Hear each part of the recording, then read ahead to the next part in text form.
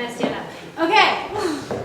So many of you have performed and done choreography in the show, right?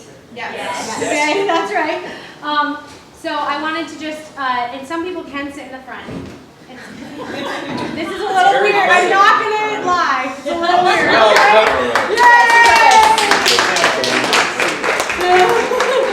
Excellent. Although I can't do that, but that's all right. I have to sit next to you.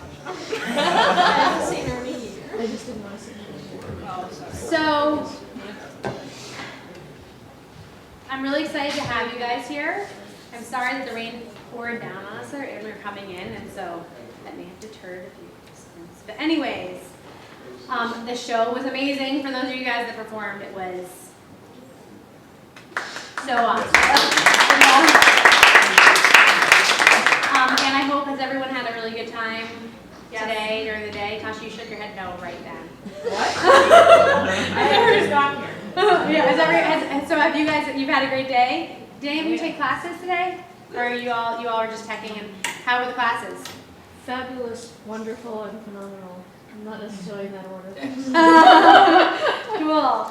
Okay. Inspiring. So as you guys know, throughout the festival, there are classes for people who have never walked into a dance studio and at the top, tippity top, professional dancer. And we do that, and there is no, who teaches the classes is the same world-renowned faculty come and teach to every level. And that is a requirement of teaching at this festival and being part of this festival, and that is because we believe strongly that arts and dance should be accessible to all. So, and that movement is for, said by Bill Bob most eloquently, dance is for absolutely every single person on this planet. So, so we're really glad that you guys are part of that. Even though some of you have already heard this lecture and some of you twice today, I'm going to say it again. This year, the festival is about the economy, creative economy, how we work together with art. Well, first of all, the festival has always been about that. This year, we are strongly focusing on it. We have a 50% focus in our mission on being an economic driver for the community. We go out of our way to make sure that we are thinking about business and how we affect business and supporting tourism coming to town as part of what we do for every event we do throughout the year. Nothing we do doesn't take into consideration how it will affect our community. So that's really important to us. This festival began as a response to Tropical Storm Irene, and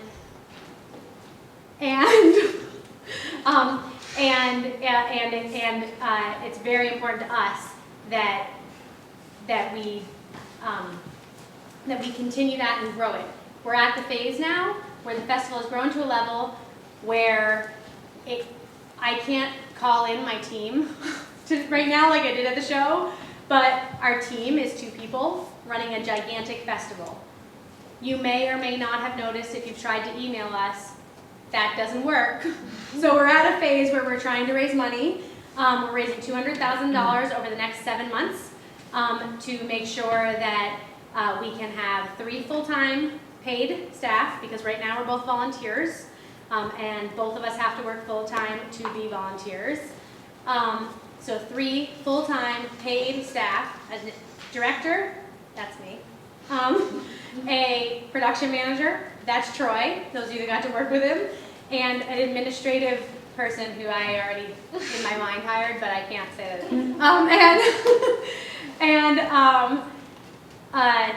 And then be able to pay our artists when they come to perform, because our artists are also volunteering their time when they come to perform. And that to us is not, none of those things that we're all working for free is acceptable. And so we charge everyone to make a donation, to come to shows, but to make a donation or volunteer their time as a way to get involved and to support us and to say, we want this to continue year after year, because it won't if we don't all support it. That's my lecture on that. And on top of that, we are challenging everyone to start helping us educate everybody, the world, about artists on how they really need to think about how they are affecting the economy when they hold events and those events and show their work and whatever. And businesses on why it's so important to support the arts, what it does not just for the artists, but for them. And government on the same thing, like why the arts need to be supported, because the economy thrives when they're supported. And that is true with any Renaissance cities that we know about. That is true with the best economies are usually arts economies. So, that said, I've put together a tiny panel and a moderator to talk about arts in the economy, creative economy. And that is including Matt Dunne, who is currently a candidate for governor in Vermont. And he also has an arts background, which I keep saying, I don't know if he minds, but I keep saying it. And he also has an arts background, and I'm really excited that you're here. And we were on a radio interview last week, and it's really incredible to talk to you about those things. John Potter, who is the director at Latchis Arts, and he has been a support. He was also the arts and entertainment editor when we started the dance festival, and he's been a support for the festival, but also a support for the community. And what they do at Latchis Arts is similar to what we do in that everything is focused on a combination of the economy, the community, and the arts. So, and myself, I have my degrees from Hampshire College. I am a dancer and a choreographer, and I became way more interested in the economy and how arts affects the economy than I did in the last couple years, and I'm really interested in how that works. Still love choreographing, but I'm really just excited about changing the way we talk about it as artists and as businesses. So that was my introduction about myself. Okay, I am ready to go. Wait. Oh, Jess! Hi. She works, what do you, Arts Alive? Arts Alive! Yes, Arts Alive! Exclamation point. and she, also, I've gotten to know her over the last year or two, mostly in talking about this subject and how important it is. And she's going to moderate for us. So we're going to each have a little introduction, and then she's going to ask us some questions. And you guys are going to have an opportunity to ask us some questions. So it should be great. All right. Well, thank you, Brenda, for organizing this and the entire festival. I think this is such a wonderful thing for Brattleboro to have.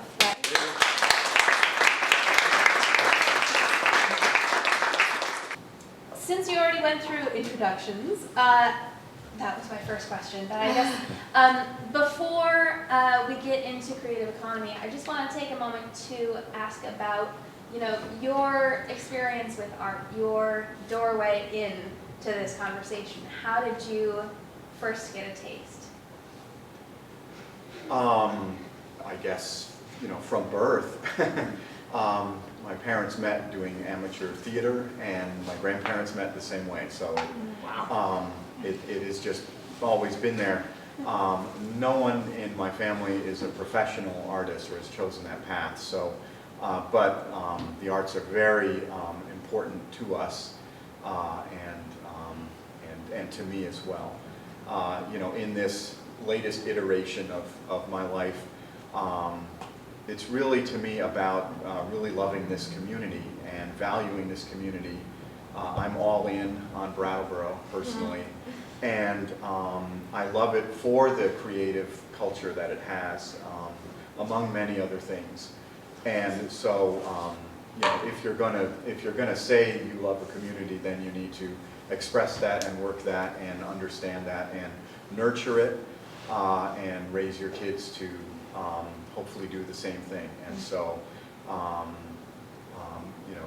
my appreciation of the creative culture and economy here is not, there's no removal of that from my love of the community at large. And so I think that really locks in these concepts of economy and community and culture very tightly for me. So I'll leave it at that. Well, I grew up in Heartland, And both of my parents were interested in certainly the arts in a similar kind of way, and started playing the violin when I was 4 with my father, and we would do a round of the 3 churches in Heartland on Sunday mornings sometimes. And there was a community, they called it the variety show, but it was like a community chorus show that they would do once a year, and they had young people who wanted to do it come and do it. And in fact, it was that got rid of my stage fright at a young age. Was just putting you right out there and helping you understand to speak from the diaphragm and to get out to the back of the audience. And then Heartland was a small school, and it didn't have a theater program. And so I had gone around to each of the teachers, and this was in 7th grade, and said, "Why can we start a theater thing?" And they were like, "Well, we're really busy." And so I did. And we started something called the Heartland Children's Theater. My parents were incredibly supportive. They didn't really think we were going to do it. And we started having student-directed and run plays in Heartland, and it continues, in fact, to this day in a slightly different form, but 15 years of that, well after I went off to college and wasn't involved with it. And I think, I think all of the lessons that I could have learned in management, I learned from directing plays. And I actually continued to direct plays in high school and then in college, and I taught acting. I got elected straight out of college at 22 in 1992 and 98 to piecemeal a living together because you don't make enough money as a legislator, and so I started a children's theater program in White River Junction for the River City Arts, which is now Northern Stage, and taught acting in the fall at Hanover High School. And it was a wonderful, wonderful experience to be sort of connected to the community in that way and the like. I then joined the Vermont Arts Council on the board, which at 24 learned a lot more about the arts in Vermont. And just what an incredible amount of investment for a state that is rural as ours. The commitment to the arts is fantastic, and it's also historical, right? It's not something that just showed up now. It's something that's been sort of in our DNA for a long time. It's sort of gone through ebbs and flows, and it is definitely on a flow right now, and it's exciting to watch. And then, eventually went off, was the head of AmeriCorps Vista under the Clinton administration, working on strategies to empower people out of poverty.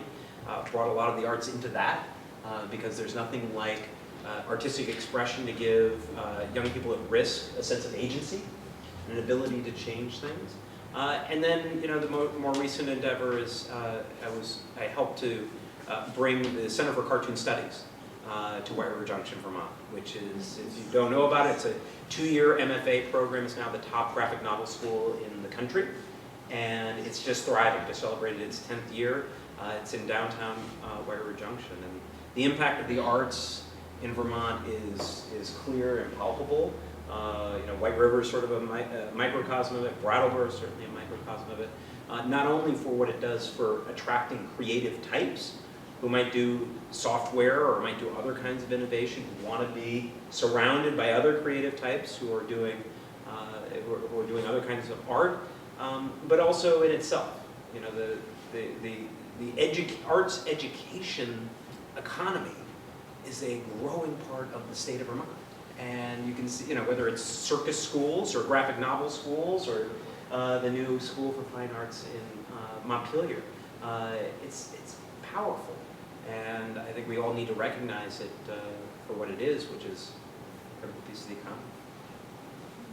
So there you go. Can I elect you in Massachusetts and kick out Baker? We've got plenty of good work to do in Vermont. So my mom was a dancer. She was dancing when she was pregnant with me. And my father was a photographer, and my great aunt was a painter, and they all did arts on the side. My grandmothers did not, but both my grandfather's sides, they all did arts on the side of whatever else they did. So I grew up, my grandfather, probably being the most supportive of me as an artist, was a screenplay writer. And at one point I applied and got into law school, and I said, I think I'm going to go to law school. And my grandfather said, I just think of you as a dancer. And he wasn't like, not that you can't do law, but I just kind of think, you know, you shouldn't walk away from this.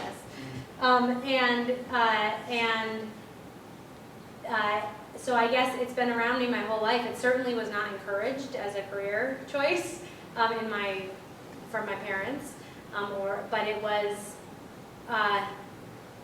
It's been ingrained in me. My family has no. They enjoy and are part of the arts. You know, we all sat down when my grandfather had a movie on TV. We would all sit down and watch it together, and that was really important.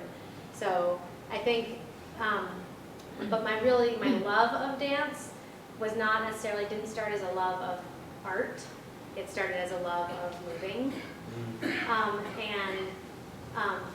My appreciation for it being an art, I think, grew without me knowing through high school, and certainly I went to Hampshire College, and certainly my experience there, and really finding myself as a choreographer is what made me really appreciate it as an art as much.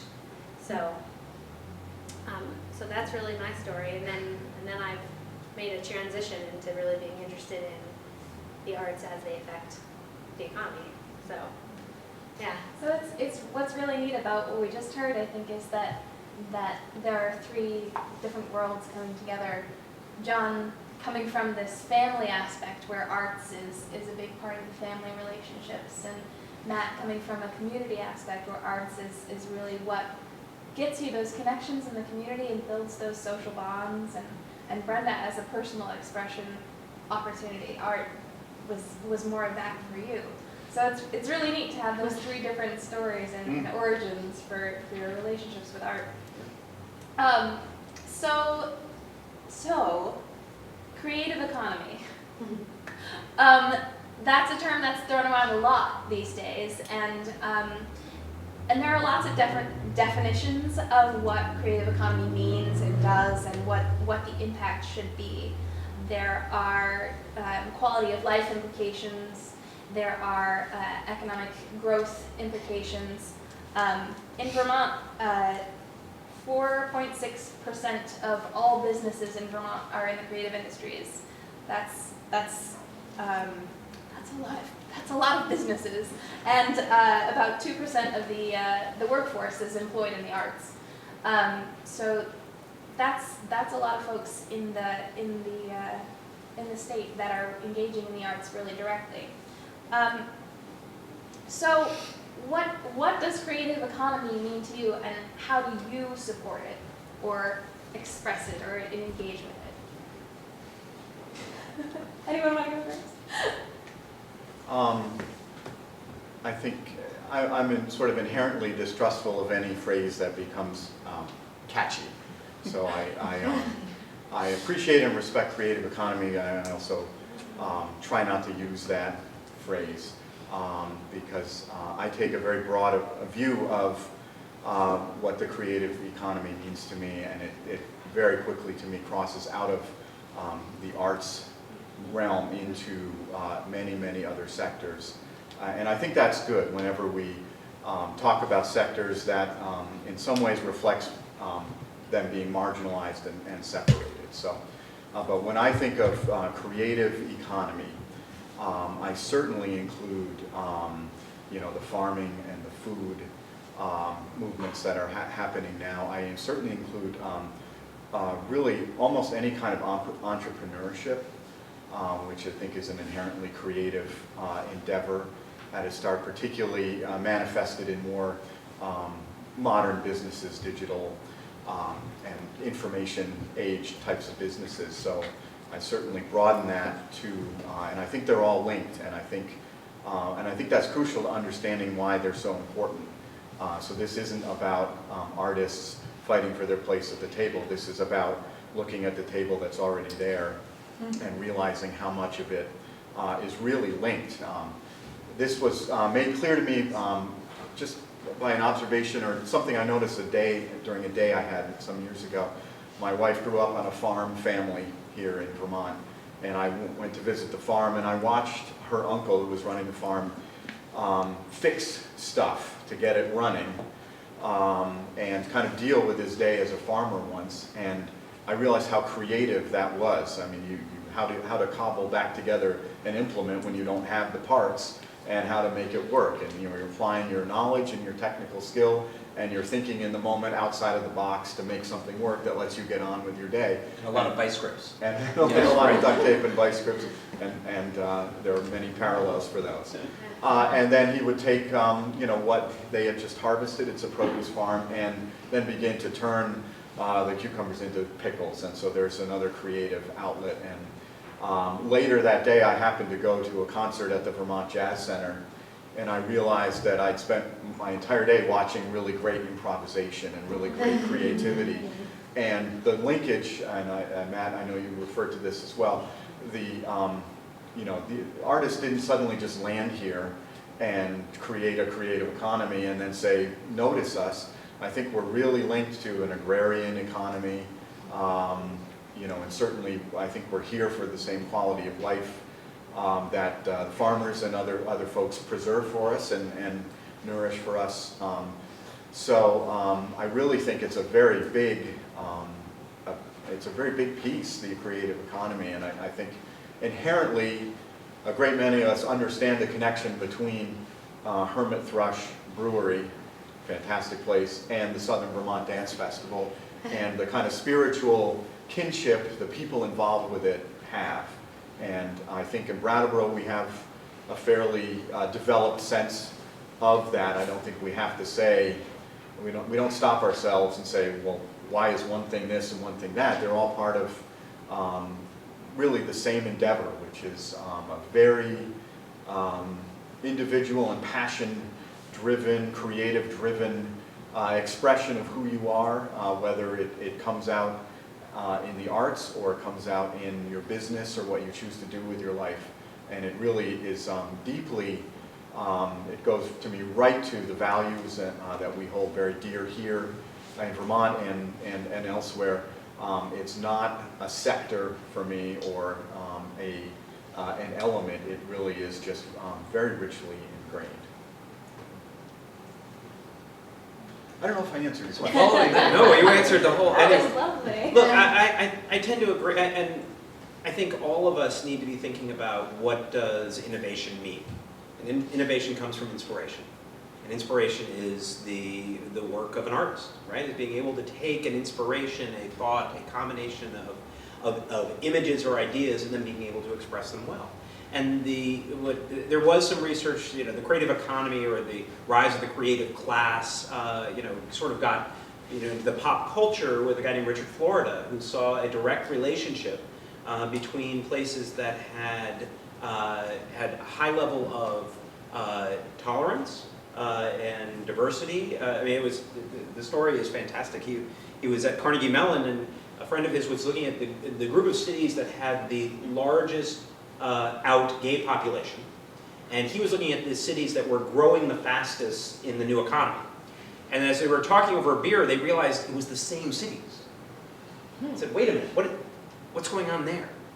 And what it turned out as he started doing his research is that in the new economy, it's about innovation. It's about finding new ideas that can compete in the global marketplace and change the way we think about doing all kinds of things, whether it's software or technology or food or beer or any of those other things. And they also discovered that that companies were now moving to where people were like that as opposed to the other way around. 50 years ago, you moved to where your job was. And now companies are moving to where the people are that they want to hire. And as someone who ran a division of Google from an old bread factory building in downtown River Junction, you can see that happening, and it's a real change. But what was critical for creative types in whatever medium they chose to pursue is they wanted other creative people around them. They wanted to be challenged. They wanted to have their eyes open to a new way of thinking about things, whether it's seeing a new piece of sculpture or seeing a theater piece that really challenges you, or a piece of or dance that makes you think about how shape and space and music can be combined in an interesting way. And working at a place like Google, there was a high commitment to the arts, which was kind of interesting. And they were doing things all the time to try to get engineering grants. I was not an engineer, I was a muggle. But to get engineering brains going, they wanted to introduce music and art all throughout their campus and how people were interacting. And so it makes complete sense. And it's also why I think Vermont is perfectly poised to actually defy the trend in rural areas, which is declining economies and declining populations, because we have all like the really difficult stuff already here. And if we can capitalize on it and think about economic development in a different way, I think we can actually rise above other states or geographies that have similar demographics. Well, agreeing with everything that was just said, and wanting to say that in both cases, I started thinking about what my common complaint as an artist is, which is, what we mentioned in the beginning, which is that, we're starting to really know these things, but it's not translating into artists being able to support themselves. Right. And there's a couple problems with that for me. Not personally for me, but when I think about it. The first problem being that if it's only possible to be an artist if you have someone, if you have money, if you're independently wealthy or have a family member or who support you financially, then you lose a grand number of incredible artists. And so therefore the communities are actually losing. And another thing being that when we know these things, we really are, our economies, when you hear these type of things, our economies are riding on what artists are bringing to them, especially in Vermont. Our economies are riding, not especially in Vermont, but pointedly in Vermont, are riding on what artists are bringing. So then it becomes unacceptable that artists can't make a living. So that's, to me, and there's a disconnect. When you walk out of college, nobody's told you how to talk about yourself in a way that, in other forms of art it may happen more, but in dance it doesn't as much. Nobody talks about how do you talk about yourself, how you are helping the economy, what you are giving to the communities you live by being an artist there. And you have to be able to eloquently discuss it. And it isn't acceptable either that you walk out unable to articulate why your role as an artist is important in the community.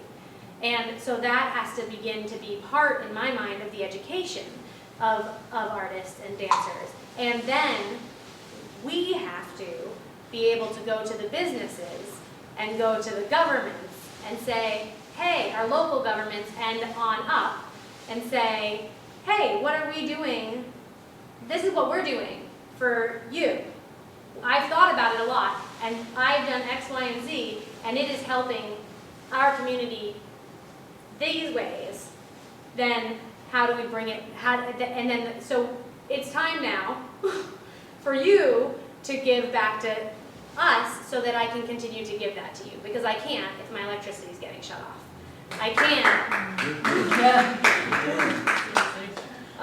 And so I think that when I think about a creative economy, I think about all the things that everyone said here, and I think about, having to make choices in my own life between, being able to buy my child new clothes as he grows to obscene heights, and that are far taller than me, and worrying about being able to afford that, and so, but I don't think it's just on the governments or the businesses. I think it's on the artists too, and I don't think the artists do a stellar job of. I can no longer. I applied at an MFA program this year, and I sat in the office. I sat in the room listening to the information, and they were talking about how it would be isn't it wonderful to have all of these resources and be able to just be in the studio for 6 hours a day and create dance and blah, and like nothing about, I usually do things that are based on social justice, so nothing, or some social emotional issues, so nothing about create art so that the world knows, create dance so that people can be brought in. Nothing about that. And I thought to myself, I don't know, I am not this person anymore. And I don't think artists, dancers can, any artists, but dancers can succeed if they can't connect to the next level. So I see it as everybody needing to take a step back and look at it differently. So that's sort of how I think about creative economy in the whole, although I think about all of these other definitions pretty much in a circle in my head all day long. So She does. That was a fantastic perspective from an artist. You guys are not directly involved in professionally making art, but Depends it's on how you define definitely- politics, yeah, but okay. that's fine. It's all good. You know, So then what is the relationship with an artist, like a dancer or an actor or a painter? What is the relationship between that and this innovation culture that you were talking about? Either one of you. Well, I would say, look, I think it's about creating the narrative, which is what you're trying to do. Right. That it's actually mission critical to the economy and actually to an innovative company, right? And I think that's the part, that's when it's actually going to make a shift, right? When people actually look at it as not just an extra, but as a necessity. And that's where, I mean, I think the unfortunate thing with the way that the arts has been talked about for a long time is about that thing that you can like to have, but you don't need to have. When in fact, the health of a community's economy is actually contingent right. on there being interesting things that are going on. I think this is particularly true in a state that is losing young people. Right. And Vermont is in that place. We've got, if we wanted the same number of people under the age of 40 that were in Vermont when I graduated from college, we would need 50,000 more people. Wow. That's a lot of people. And so, but if you talk to, and there are many people here much younger than I am, but if you talk to young people who are making decisions after college about where they want to spend their time, they want to be spending their time in a place where there are things going on. Right? Bored is not a good thing. And a key part of that is having a vibrant set of other people who are doing stuff that's challenging the world around you and making art and making creativity and making energy, which hopefully leads to relationships and good jobs as well. But that I think is so critical, but it's figuring out how to make it part of the integral piece. And I think, just one other aside, is that the arts in education K-8 has started to actually do that. I mean, some of the research that's coming out that shows the impact on educational performance in your more standard curricula when you have a robust arts scene or classes in those schools is now being rolled out in a very scientific way. And that's exciting. And I think that can then help all of us to say it's not over here, it's core.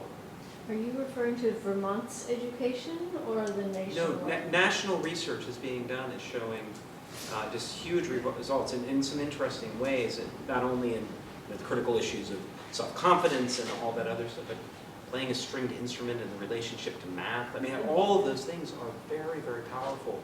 And I think, again, helps it look not like the first thing to cut because it's the extra, but the thing that you have to keep in there, because if you want to get the maximum out of all those other investments, it needs to be a part of the integrated whole. Yeah, I think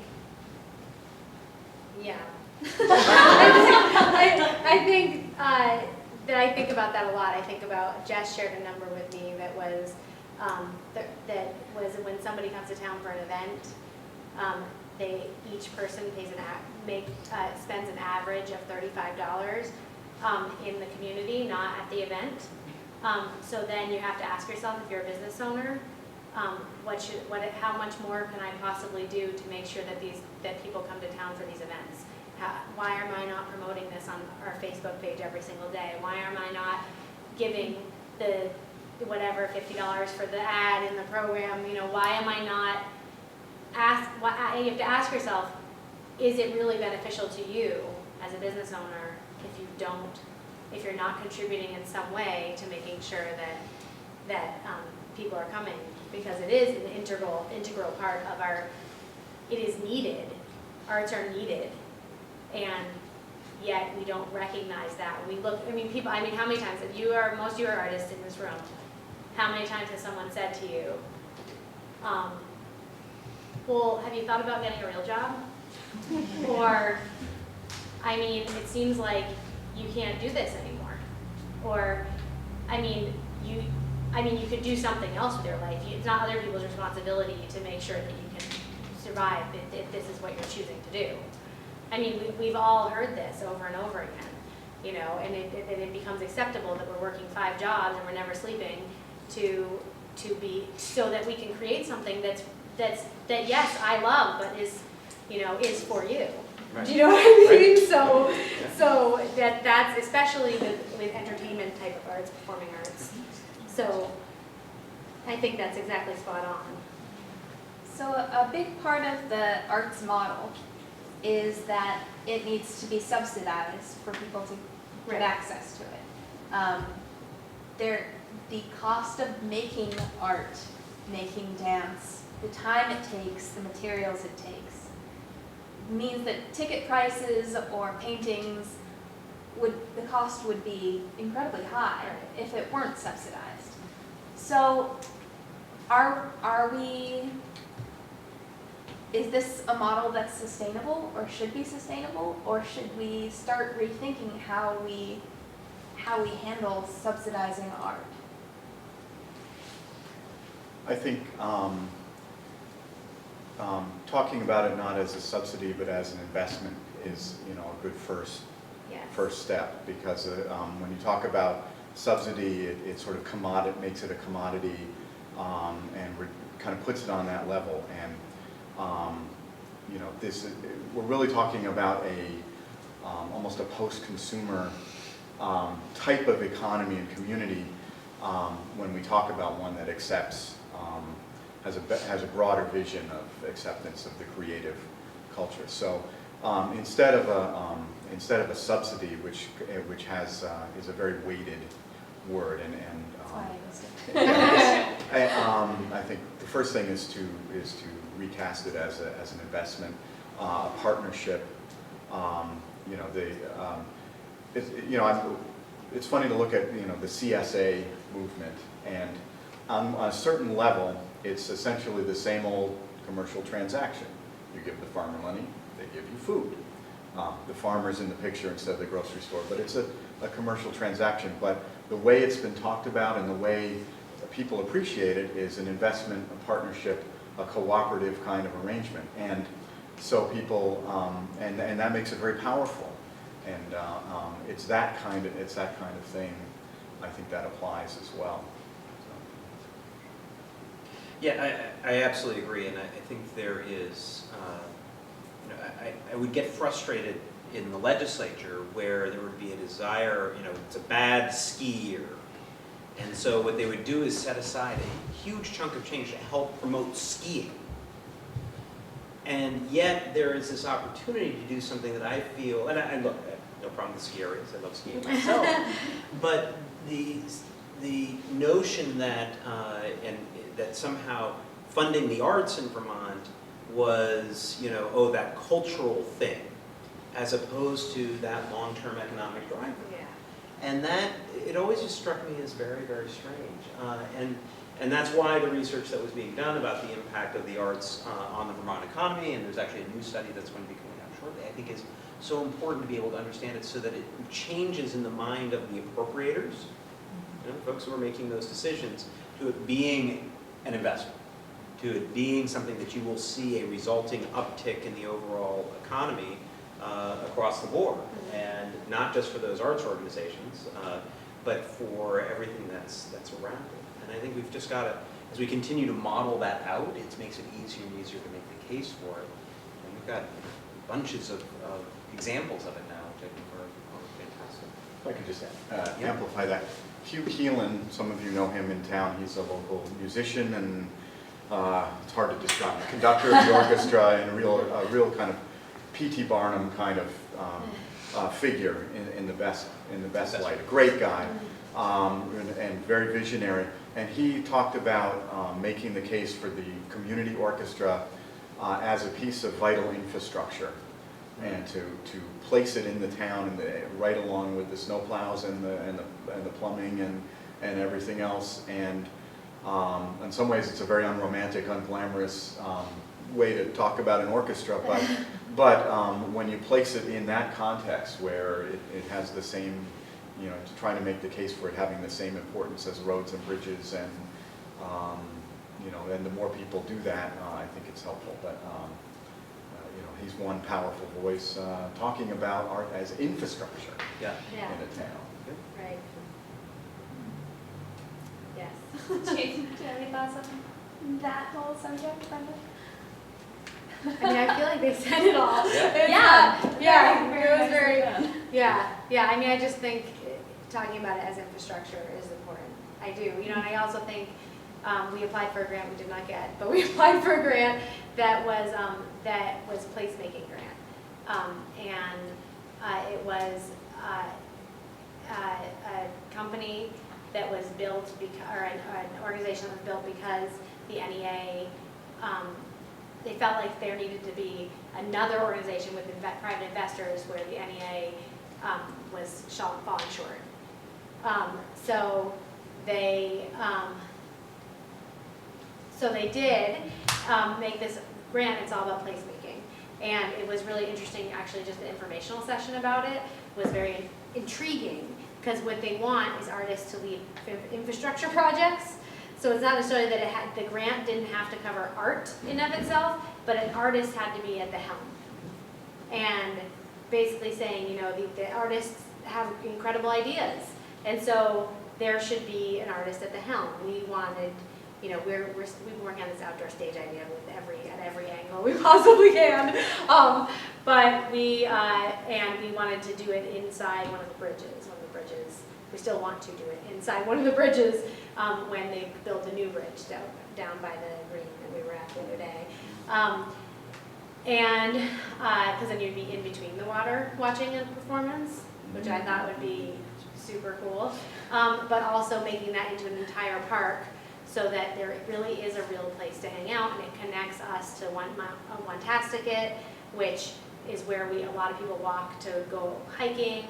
So it was just a whole, like, and what would it do for the community if there was a place where people could come and see outdoor performances probably for free. Like, if every one of those people has to drive through the center of downtown to get to that stage, and they have to park in the center of downtown to get to that stage, they're gonna go eat, they're gonna shop in our town, they're gonna, you know, so it is, I mean, it just is part of infrastructure. It is, like, especially in our community, but it you know, more communities could adopt it as, so yeah. Who in this room is an artist? Oh, all right. So with this idea as with arts as infrastructure, arts as a valuable asset to the business community, arts as a key component in community development, what can we as artists do better, different? How can we engage differently?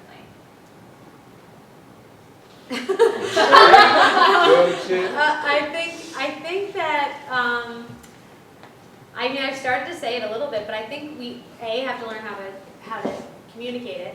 I also think we have to think about it. I don't think that we always do as artists think about how about our effect. And sometimes there's we host events or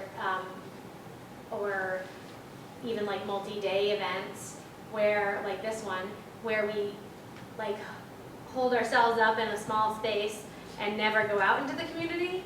And that means that we aren't educating the community on the arts and exciting more kids and other people about the arts, and therefore bringing more people into our field.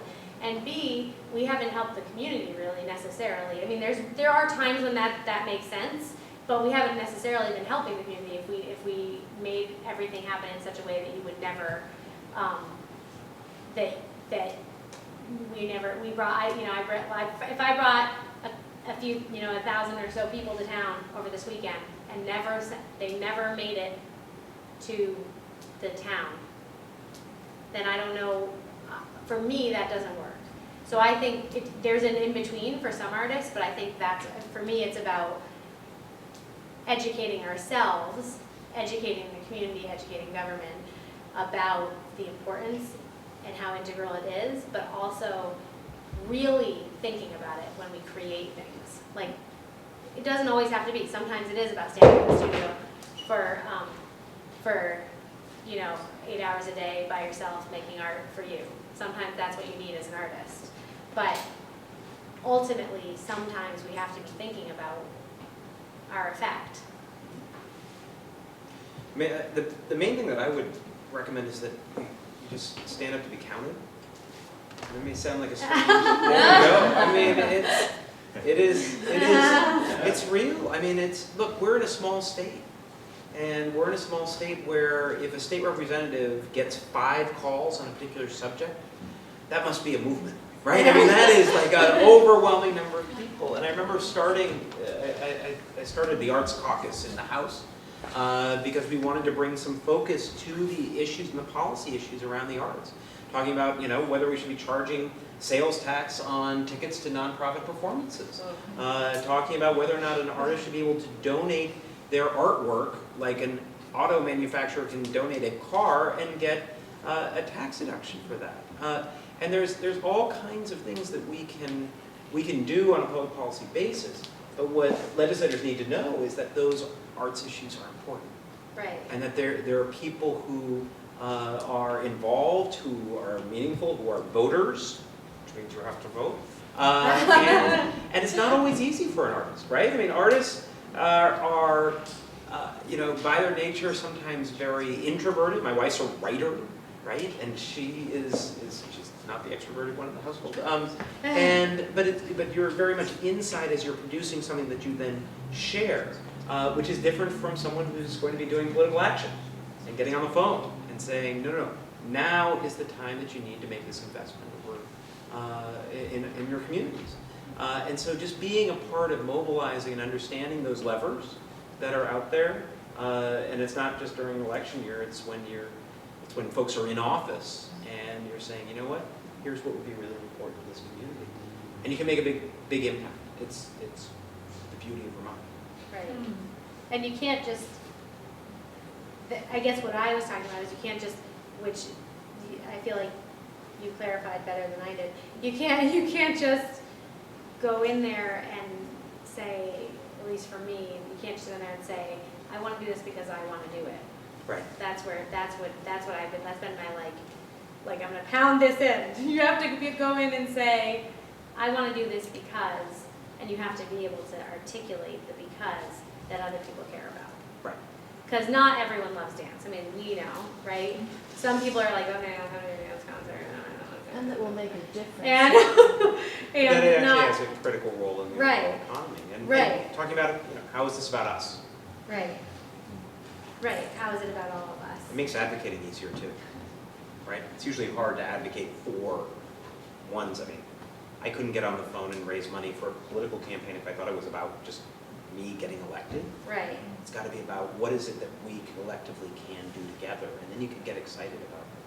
I feel like people have questions, maybe. I feel like maybe some people have questions. I've had a couple times I've had people with questions. Yeah, Dora. You have a question? Kind of. Oh, sorry. I jumped in and moderated. I couldn't help it. I'm done now. Okay. Kind of like related to what you guys were just talking about.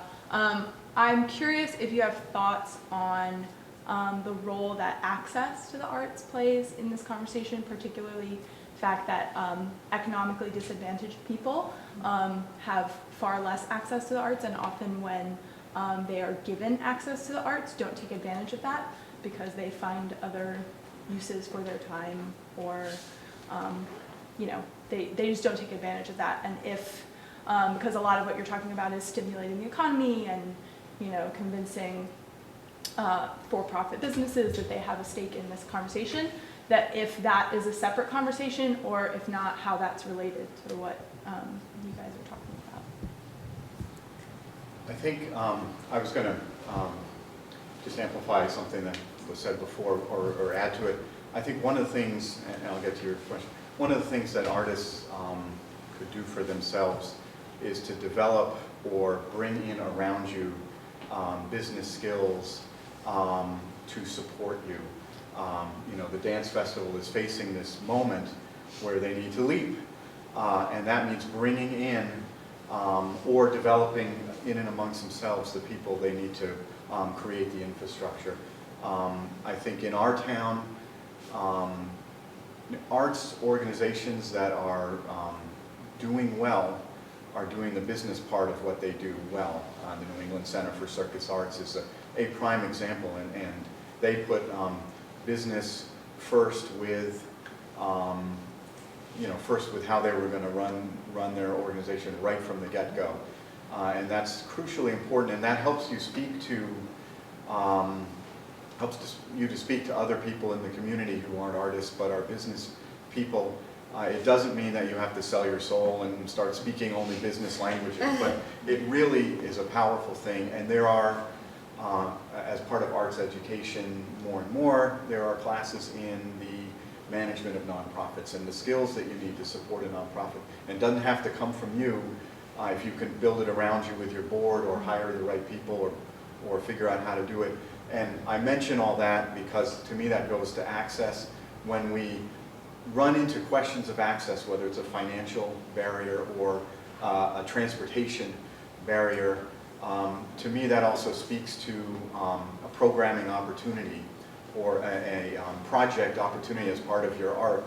And as an example, just up the road from us we have Sandglass Theater, this totally renowned puppet troupe, amazing group. And I remember talking to their founder. They were trying to bring in a puppet troupe from Cambodia, I think, to collaborate with, and all kinds of visa problems, and just went back and forth. And I was going to do a story, and they said, hold off, because we don't have the visas yet, wait a minute. And I finally said to Eric Bass, the founder, in kind of a moment of shared exasperation, it's like, how do you deal with this? You're trying to create a show. And he said, I've learned to accept this as part of making of the art. And I thought that was an amazing thing to, haranguing Senator Leahy's office to look at that as another rehearsal for your art. So circling back to access, if finances are a barrier, that invites a creative approach. We tried an event at the Latchis where people could not only buy a ticket, but could buy an extra ticket to allow other people to go to the show. And maybe there are some other ways of, removing the financial barriers, essentially scholarship programs, subsidies. Those kinds of things are a way to do it. If transportation is a barrier, perhaps one of your next projects would be an art bus or so I think, barriers exist and they're very challenging, but I think they also in some way are kind of showing you the way, in a way. And so again, I think, for Brenda to put right from the get-go in with the dance festival, this partnership with the business community, and the fact that it wasn't just a dance festival, but it was a community thing, that was an attempt right from the get-go to smash that barrier, to ease that barrier. And so, barriers are real and they're challenging, but they may also in some way spark creative solutions that are related to your art, hopefully. So. And creative partnerships. Yeah, that's right. Yeah. Someone else, maybe the school bus company can help get your people, Right. or something like that. So. Yeah. I mean, so one of the favorite things I've ever done in my career was, besides the dance festival, of course, was I worked at Austin School for the Deaf for a semester, and they had dance every day instead of gym. And I worked with all of the kids from preschool to postgraduate, and no matter ability. So there was I worked with kids with Down syndrome and kids with autism, and I also the director of the school and principal wouldn't give me an interpreter at first because she needed me to learn sign language for it to be successful. So I was fluent. I don't know that I am anymore. I learned language very quickly, so I was lucky in that. My mom's a sign language interpreter, so I had some like very basic knowledge, but I ended up working with every kid. It was great. Nobody had ever really felt like telling them that they could dance.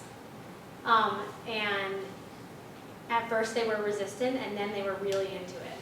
And then I also, my favorite group of kids to work with were the kids with Down syndrome and the autistic kids. I mean, at first it was a rough transition for me because they would, come up to me and grab me. They would like jump like for me to carry them, but they were big, things like that. But at the end we did a performance, and the suggestion was that I do the performance with just the other kids. And I said, no, I'm going to do it with everyone. Thanks. I taught anatomy, and I taught it to all the kids, and I had some pushback, like, we can't teach anatomy, these kids can't even, and I'm like, no, what we're going to do is I'm going to teach it so that they can understand it at the level they can understand it, and it's going to be awesome. And they were so into it and excited about it, and I was like, I'm just going to do it. And the principal was like, I think she's just going to do it, He was like, so I think we're just going to let her. And at the end we did this performance, and it was a full performance, an evening performance with everyone, and we did all kinds of pieces, and we did a piece that was on those scooters that they use for races in gym class, because it was in the gym at the school.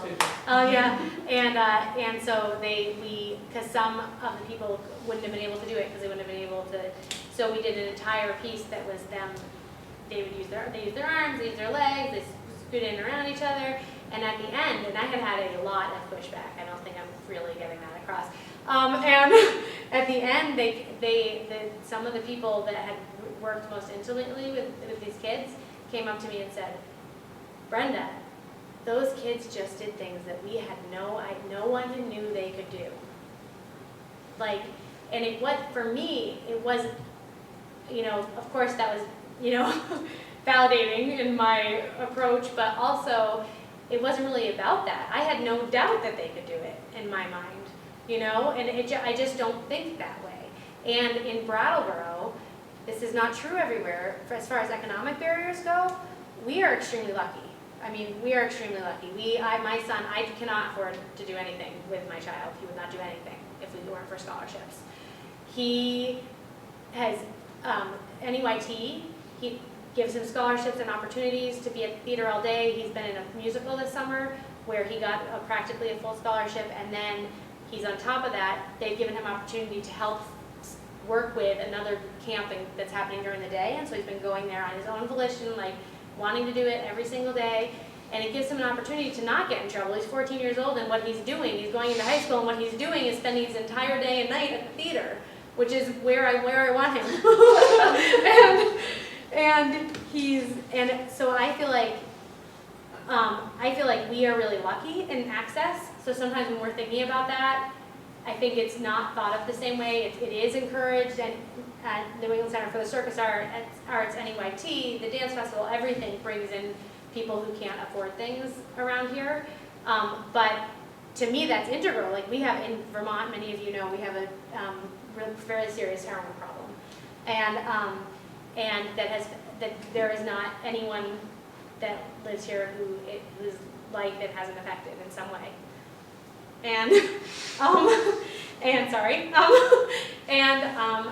These opportunities keep our children, our family members, from dying of a heroin overdose. So for me,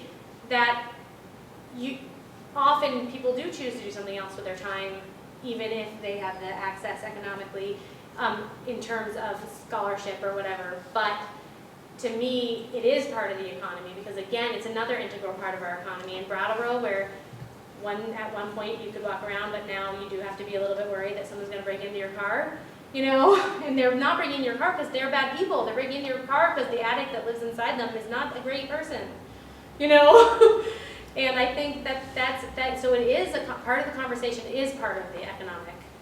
That was a long way to get around to that, but it is part of that economic, being an economic driver, that the creative economy. It is part of it, because if we don't raise kids that can contribute to society, if we are raising kids that don't have an alternative, then we are hurting ourselves, we are hurting our economy. It's not just just about them. We are hurting ourselves as a whole. You know, and I think anyone that lives in Vermont feels that right now. So this is a good segue into what I was going to say, because Matt mentioned education and you talked about education, and now you're talking about what happens to kids when they don't have opportunities. And it is true that around here we do have more opportunities, but people have to know they exist, and Right. they have to be willing to admit that they don't have the money to pay for something, Right. which a lot of families, particularly native Vermonters, won't do. So, you know, so it's there, but, you know, I mean, when I was growing up, arts was part of the rec center. It wasn't just sports. I took harmonica lessons, I took painting lessons, I did, seriously, I mean, these are the kinds of things, these are the kind of things that were available just ordinarily for really nothing. You know, and it was just part of, we went on regular routine field trips to the Paper Mill Playhouse, I'm from Jersey, and to New York, and to, you know, I mean, there were the Garden State Arts Center had all kinds of special programs that they had for kids that they used to run during the day. And so we were able to do that because there was money provided in the schools for people to, for kids, entire classes to go and do this. The thing is that what we have right now is this entirely focused linguistic mathematical angle for education and for society as a whole. And it totally ignores all of the other intelligences. And, you know, what happens to a society when kids are not allowed to have that creative outlet, either in the classroom or outside the classroom? What happens if they are drugged when they get to school because they need to move or they need a creative outlet? And all they're doing is trying to be creative. They're not, you know, and what happens to society? What happens to the larger society? What is our holistic development as a society? And also, what happens to our economic future if those, you know, if those beings at a very young age are not thinking in this entrepreneurial way about being able to solve problems and looking at problems from many different angles and actually talking to, because it's also about communicating between the people, because it seems like we're in a lot of silos these days. So you have the arts, and even within the arts you have all the different kinds of arts. So, I mean, could you just comment on sort of, because I'm going to take it to a bigger level, like a higher level of thinking about not just selling the artists selling themselves, but about selling it as, you know, as solving society's problems and Right. making a better society. That one's on. No. That's what you're gonna do, right? So yeah, no, and that's, you know, when I was talking about, you know, the work I was doing at AmeriCorps Vista, right? I mean, an organization that was dedicated to fighting poverty, empowering people out of poverty. And what did we do with a chunk of the Vistas? We had them working in arts organizations, doing, the AS220 is an amazing organization in the middle of Providence, Rhode Island, that was actually funded originally out of a social service effort because they were having some real problems. And what it did is it created on a platform of theater and dance and other things, not only a career track, right? And it did, which was really interesting, and an aspirational career track, but it also created social capital. It tapped into multiple intelligences in ways that they hadn't seen it before. And it was allowing us to be able to actually achieve the end goal, which was empowering people out of poverty just through a mechanism that's so clear. I mean, the other piece of that that I think is to your point, but also to the earlier point, is that a major barrier to access is a cultural one, right? I mean, there's the cash, right? But even, you know, Shakespeare in the Park in New York, which is an amazing, amazing service, the challenge is getting people to come and see it. And when they do, all of a sudden they're lifted up and they go, oh my God, that's amazing. It's, but it's it's getting over that cultural barrier of whether this is an okay thing for me to participate in. Right. Will I be comfortable with that?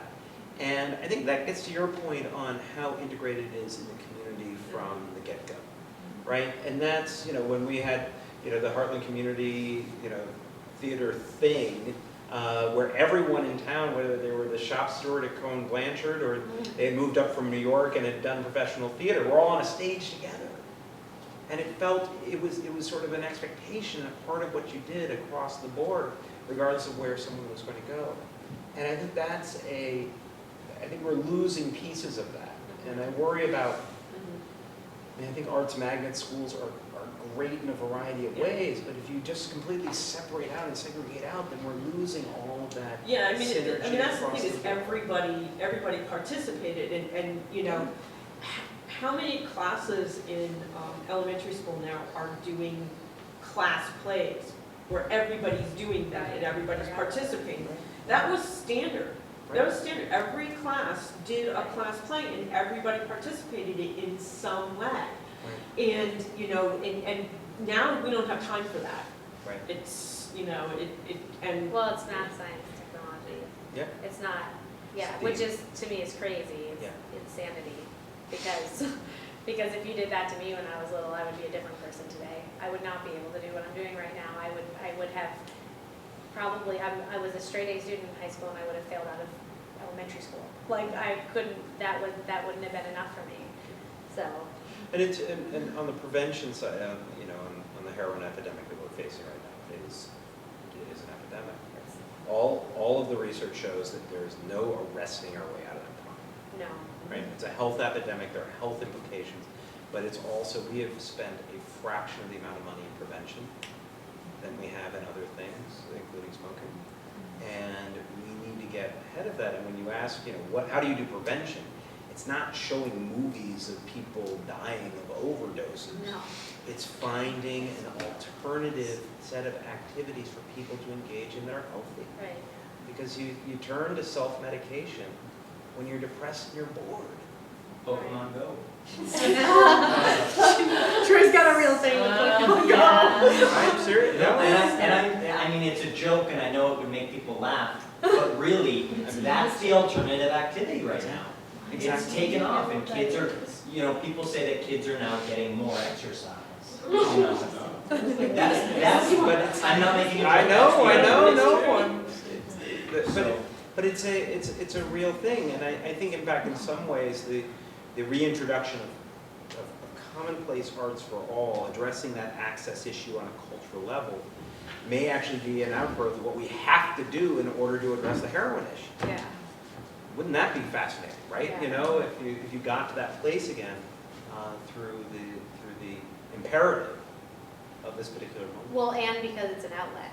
Of course. It's an outlet. I've committed myself to talking about this, so I'll talk about it right here. I have anxiety, severe anxiety, and I hate the feeling of intoxication. So luckily, I'm low risk for having that be what I do about it. However, I love the feeling of running. Running had helped me a lot. However, after I became ill, I could no longer do that. And so that made me have a challenge. So something that's worked really well for me is to work through some of these issues in my choreography. Mm-hmm. And so it's an outlet that I have to deal with what's going on. Sometimes I walk into the studio and I say, I do not want to be here. I am not able to talk to people. Sometimes that lasts. But usually, as soon as I start moving or choreographing or whatever, I just use whatever that feeling is. And by the end, I'm like, wow, that felt fantastic. And I have that outlet. And I grew up in an upper middle class family where I could do whatever the heck I wanted. And I did, we were certainly not allowed to get whatever we wanted, but we could do, those things were encouraged. And I was a competitive figure skater, and and I took all the dance classes. And my son doesn't grow up in that same family. He grows up in a single parent and an only parent family with no money.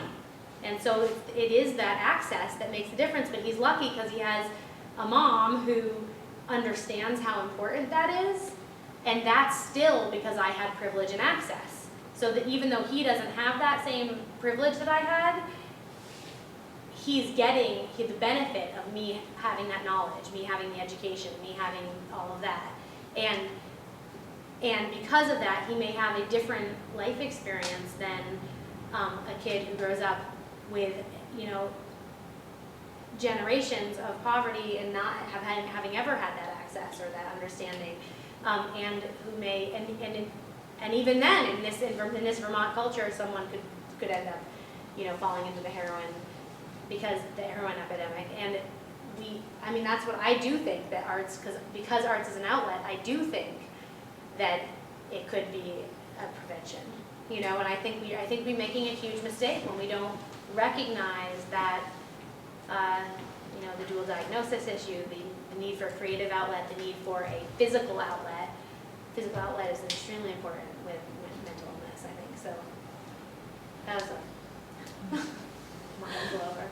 So, I think we should Yeah. have some closing thoughts and wrap it up, and then you guys can ask any more questions to these guys if they're sticking around before they skedaddle out the door. But, so we've gone over a lot tonight, from, you know, the individual impact of the arts to the business community to community development. Is there anything you want to highlight, or one final thought, one gem you want to give us about anything we've talked about tonight? What I'm taking away is how quickly we go from a conversation about creative economy in the arts to, you know, really the essence of human life, human community. It really drives home the point of how vital, how much of our own human infrastructure the arts is. You cannot start a conversation like this and keep it into narrow realms. We're talking about brain development and the essence of human life. And that can't be stopped because that's what we're really talking about.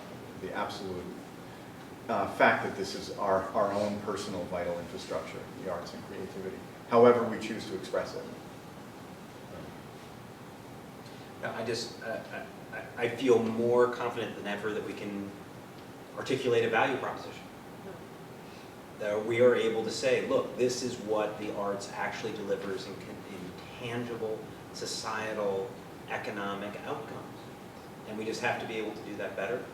So all the evidence is out there, all of the information is out there, and in fact, when someone comes in contact with it, all the inspiration is out there. We just need to be able to share it.